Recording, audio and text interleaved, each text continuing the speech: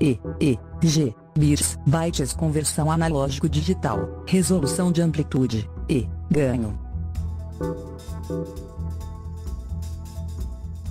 Em nosso último encontro, nós discutimos o que são bits e o que são bytes. Hoje nós falaremos propriamente da conversão analógico-digital. A conversão do sinal contínuo do eletroencefalograma analógico numa sequência de amostras desse sinal dentro do computador. Como esse sinal analógico ele é contínuo, ele tem uma quantidade infinita de pontos em seu interior. Mas a capacidade de armazenar informação do computador não é infinita. Então, o que é que ele faz? Ele seleciona alguns pontinhos daquele sinal que está sendo produzido pela atividade elétrica cerebral e, a partir desses pontos, ele vai simular aquela onda que foi gerada no encéfalo, no scalp. Como é feito esse tipo de transformação de sinal contínuo em sinal discreto?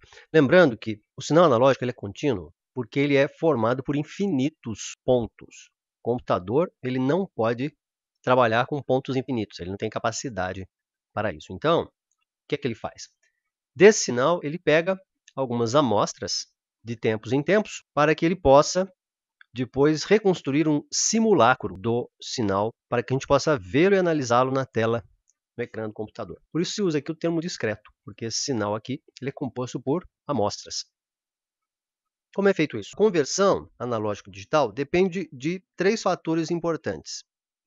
Seria a resolução de amplitude, ou seja, aqui no eixo de Y, quantos microvolts você pode obter de amplitude. A resolução temporal, esta é a famosa taxa de amostragem que você lê tanto nos artigos, que você vê a miúde aí. Ou seja, aqui no eixo de X, quantas vezes o computador olha para o sinal para que depois ele possa reconstruí-lo, como a gente viu na figura anterior. E outro dado aqui importante seria a voltagem de entrada. Se você colocar uma amplitude de voltagem aqui muito grande, ou muito pequena, você não vai conseguir discriminar aqui o sinal que está entrando.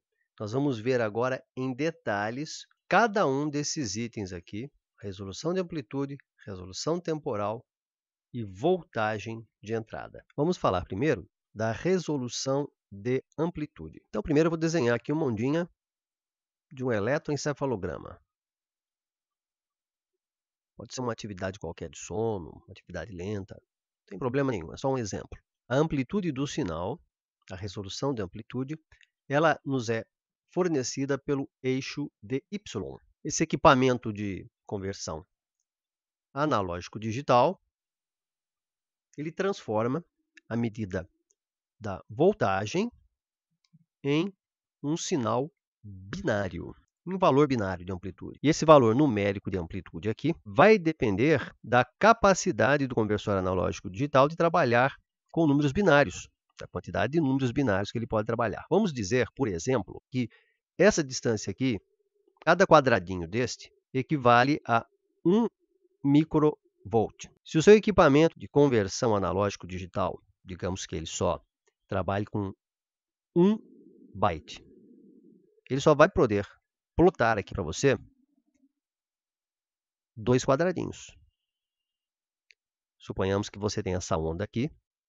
O que é que vai ser visto? Vai ser visto, nessa situação, algo mais ou menos assim.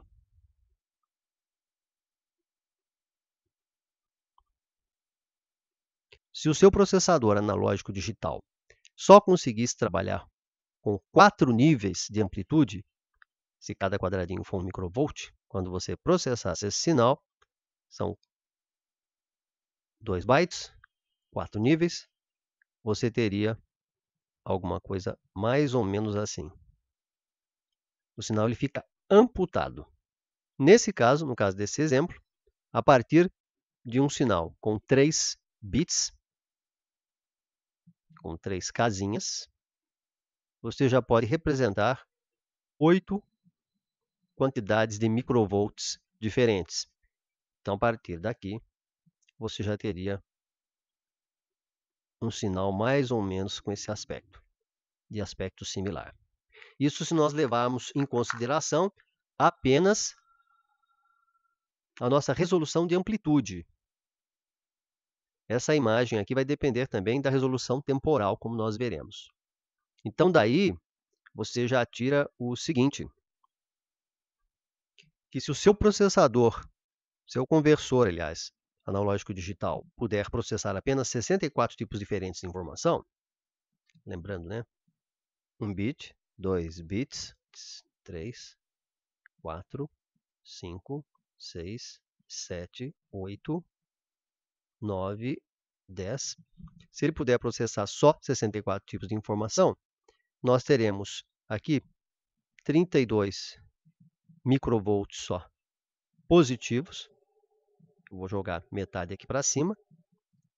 E 32 microvolts negativos. Eu vou jogar metade aqui para baixo. Então, o sinal tiver 64 microvolts de amplitude, ele poderá ser plotado aqui. Sinal abaixo disso, também. Mas sinais com mais de 64 microvolts, eles serão cortados, serão amputados, como aqui. Nós teríamos aqui esse estouro de canal, como a gente costumava dizer na eletroencefalografia analógica. Vamos completar a tabela, como você lembra, na primeira discussão, aqui é 11 bits. 11 bits, aqui teremos 2048. E aqui 4096 bits de resolução. Qual seria, então, a nossa resolução de amplitude mínima para a conversão analógico-digital no EEG? Resposta: a mínima resolução de amplitude para a conversão analógico-digital do eletroencefalograma é de 12 bits.